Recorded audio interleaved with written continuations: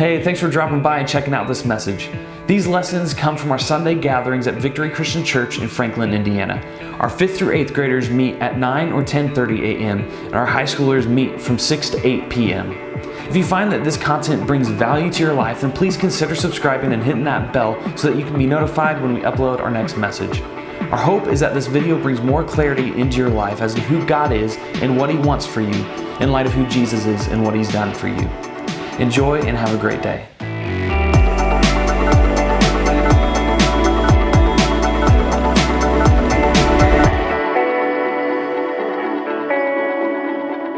Morning, guys.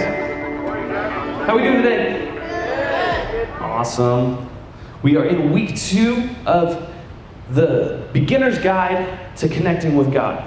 And I love this whole series because it's completely applicable to all of us. Because at some time or another, we all struggle with connecting with God. It's not something that you figure out once and then all of a sudden you've got it and you don't ever struggle with it ever again. It's not one of those things that, like, once you figure it out, you will never have any issues connecting with God again, because it's something that it changes and it goes with the ebbs and flows of life, that sometimes we are really good at connecting with God and other times we're really just not. Sometimes we feel close to Him, we feel like He's speaking to our lives and we can hear His voice and we know what our next step is, and sometimes we just feel like we're clueless in the middle of a storm with no sense of direction. See, sometimes the idea of connecting with God is complicated. Sometimes it's not as easy as we'd like it to be, and that brings frustration. And if we're honest, sometimes when we see other people connecting with God, it can leave us questioning why sometimes we have a hard time doing the same thing. So when other people should be an encouragement to us, sometimes when we feel lost, it's just more frustrating. It's more confusing because it leaves us questioning why. Why can they do it and I can't? What are they doing right that I'm not? What am I missing? And it begs all those questions. And we're gonna talk about some of that. But before we do, let me ask you a question. Have you ever been in a place that made you feel uncomfortable or out of place? Somewhere where maybe you feel like you just didn't belong?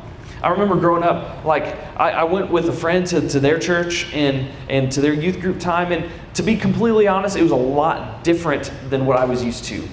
I was used to kind of a bigger church environment where I could blend in and nobody really knew me. I could kind of sneak in and out, and I had my close friends that I connected with, so that was part of it.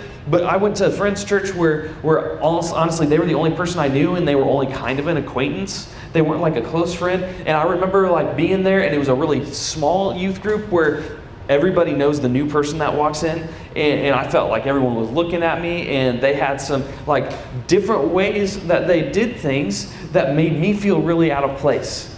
And there's cultural things that sometimes when we feel out of our element, and there's different routines that people around us have that we're like, what is happening, right?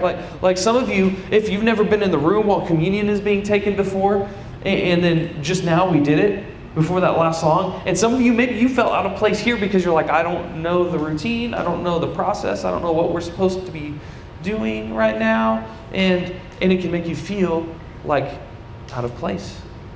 For some of you, you know what that feels like.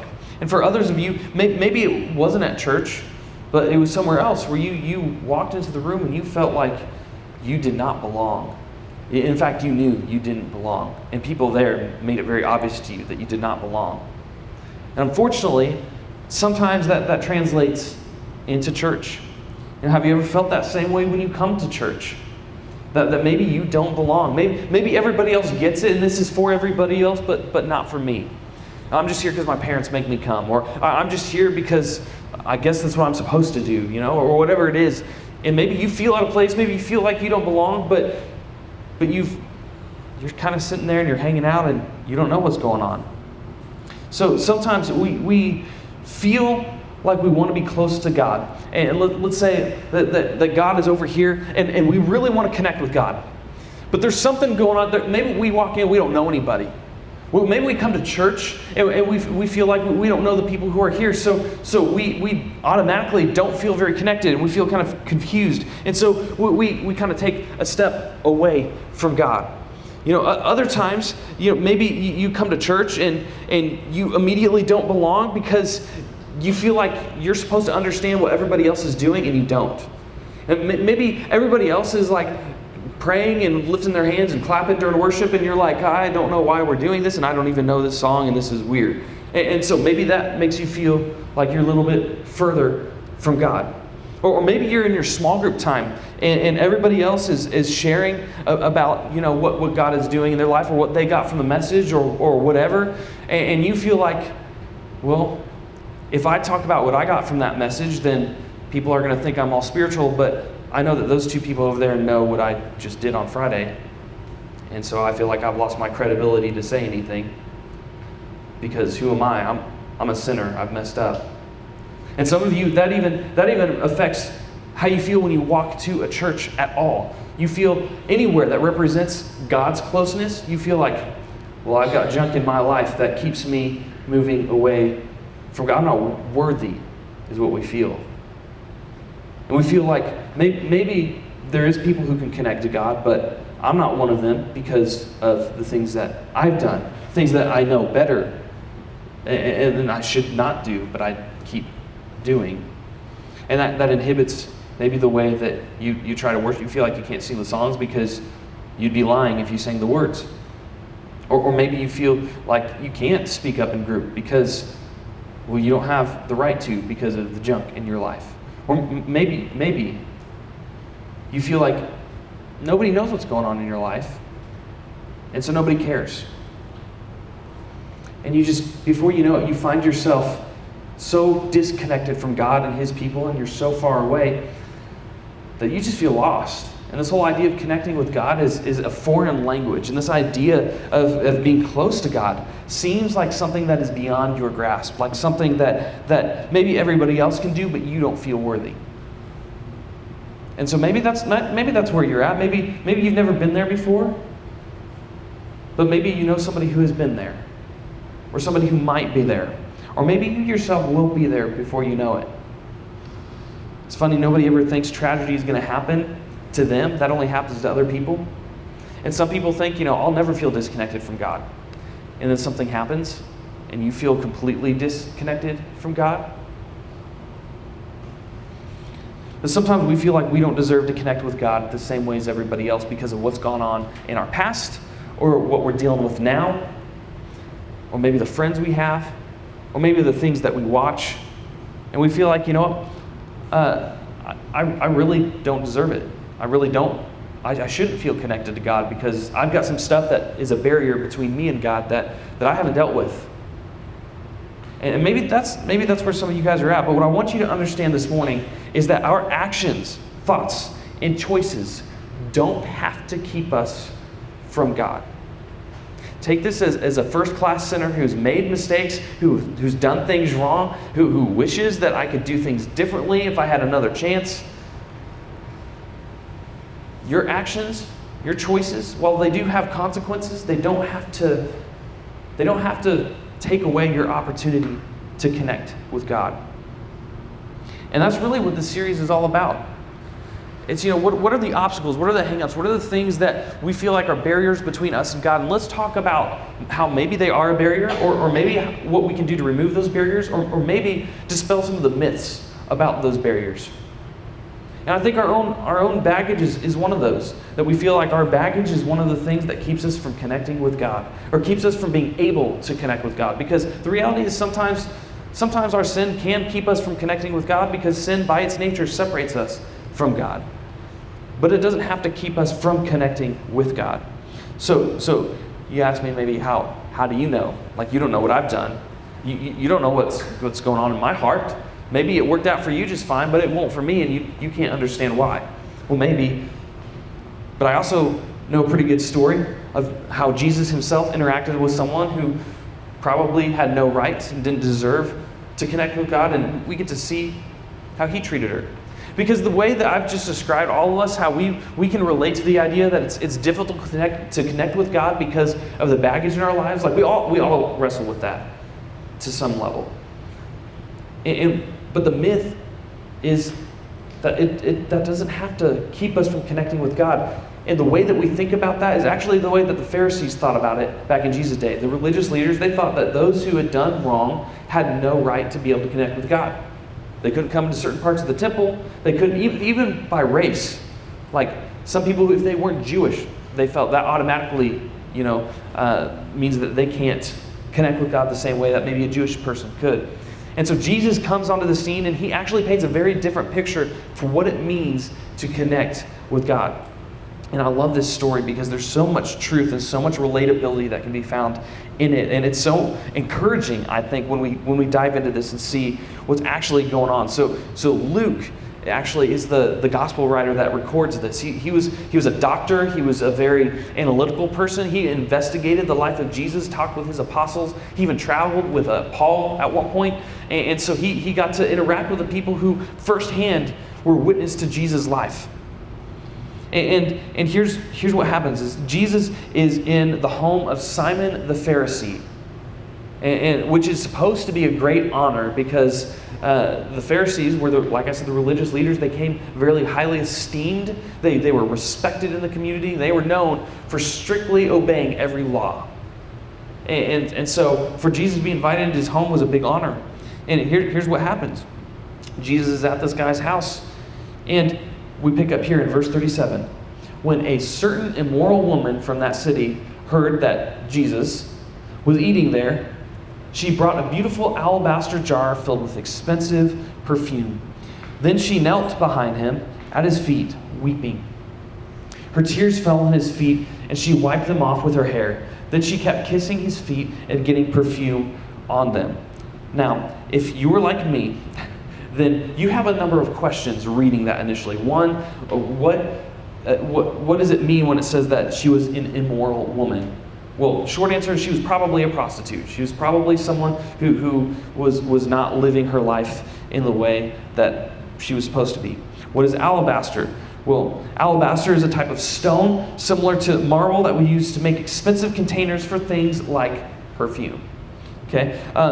Why was this woman crying might be another question that you have. And we really don't have the answer other than she probably felt a lot of guilt, felt like she couldn't connect with God, felt like she was rejected by her community. And then she saw Jesus and immediately knew that connection with God was possible. And she wanted to repent. She was shedding tears because of the pain that her sin had caused and that the life that she had led. And then maybe you have a question, Jesus is sitting in this room and this random woman comes up and just starts crying on his feet and kissing his feet and wiping her tears and pouring perfume on it. And you're thinking, that's weird. Why would Jesus let that happen? Like, stop that now. Like, you know what I'm saying? So hold on to that question because we'll talk about that here in a minute. So let's get back to our story, and here's what happens next, okay? So Jesus starts telling this parable because Jesus taught in stories because we listen to stories better than we listen to just facts. So Jesus is painting a picture for these people in the party because Simon is thinking the same thing probably you and I were just thinking. Like, if Jesus even knew who this woman was, he would not allow her to even be in his presence, let alone be touching his feet. And so Jesus reads their thoughts because he's God and starts telling the story. A man loaned money to two people, 500 pieces of silver to one and 50 pieces of silver to the other. But neither of them could repay him, so he kindly forgave them both, canceling their debts. And then Jesus asked, who do you suppose loved him more after that? And what would you guys say?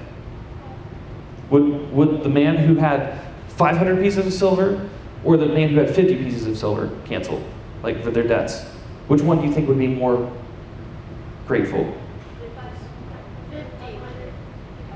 The guy with the bigger debt, right? So the guy with 500 pieces of silver in debt, he probably loved Jesus more because his debt was greater. So Jesus continues, or Simon the Pharisee, he answers, I suppose the one whom he canceled the larger debt, the one for whom he canceled larger debt. And Jesus said, that's right.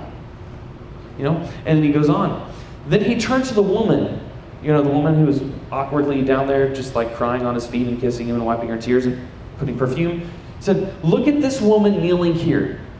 When I entered your home, you didn't offer me water to wash the dust off my feet, but she has washed them with her tears and wiped them with her hair. He goes on. He said, you didn't greet me with a kiss, but from the time I first came in, she has not stopped kissing my feet. You neglected the courtesy of olive oil to anoint my head, but she has anointed my feet with rare perfume. I tell you, her sins, and they are many, have been forgiven. So she has shown me much love. But a person who is forgiven little shows only little love. Then Jesus said to the woman, your sins are forgiven. And it's obvious here that this woman did not have her life together before she came into the presence of Jesus. It's obvious she had stuff that the community knew about that she was not proud of. But what's important to notice is she still came to Jesus, she still worshiped, and she connected with him. And what I love about this is Jesus didn't turn her away. And some of you, you think that God would turn you away if you really tried to worship him with the stuff that you have going on in your life. But the reality is, Jesus interacted with a lot of sinners. In fact, you want to know what kind of person Jesus was? Just read the Gospels. Read Matthew, Mark, Luke, and John. They're different perspectives telling the story about Jesus' life. And time again, sinners walked up to him, and Jesus didn't reject them. He didn't shame them for the things that they've done. He forgave them. He gave them second chances. Time and time again. Our God is a God of second chances. It's not about having your life together. It's about coming to Jesus. And that's the hardest part. Especially when we feel like we got some baggage in our life. It's incredibly difficult to humble ourselves and actually just come to Jesus. To lay it at his feet. But that's what's required of us. It's not about having your life together. He set us free from the weight of guilt and shame and frustration and even separation that we feel because of our sin. Because it's not about the behaviors that you've done. That cannot bring you to God. If you're just a rule follower, that doesn't make you any closer to God necessarily. We talked about this last week. It depends on the state of your heart, where your motives are at. See, you cannot control any of that on your own. Your salvation is not within your control, it's within God's. And it's not because of anything that you can or cannot do that you can connect with Jesus. It's because of Jesus and what he's done for you that you can connect with him and ultimately connect with God. Jesus says, if you've seen me, you've seen the Father. See, because of Jesus, we can all freely connect with God. Because of Jesus, we can all freely connect with God. We're free to love God with all our hearts. We're free to, I love, there's a song by 10th Avenue North, who just came out with a new album, by the way. And they've got a lot of songs. Probably if you looked them up, you'd recognize some of their songs. But they're a Christian band, and they've, written a lot of stuff that's impacted a lot of Christians. And they have a song that came out a few albums ago called The Struggle. And the chorus of that says, hallelujah, we're free to struggle, but we're not struggling to be free. And that's the truth. Like, we're free to struggle, meaning that, like, we're going to make mistakes. There's things that we're not going to get right. But at the same time, we're not struggling to be free because Jesus has set us free. He set us free from death. He's conquered the grave. And we can freely connect with God because of Jesus. What Jesus did for you on the cross isn't enough. And your connection with God is something that you've been given. It's not anything that you can earn. It's not anything you can do. It's because of Jesus.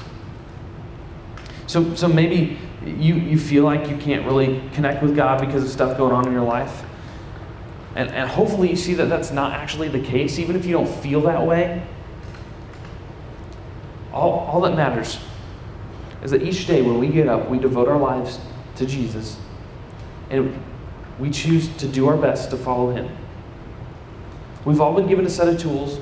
We've all been given, a set of cards that we just were born with, that we have. Our struggles, the family we're born into, things we can't control. Some of us have the cards stacked against us. Some of us have them for us. We've got it nice and good and cushy and easy. But we all have our own struggles. We all are striving to connect with God, and that requires coming to the feet of Jesus and asking for forgiveness when we've done wrong,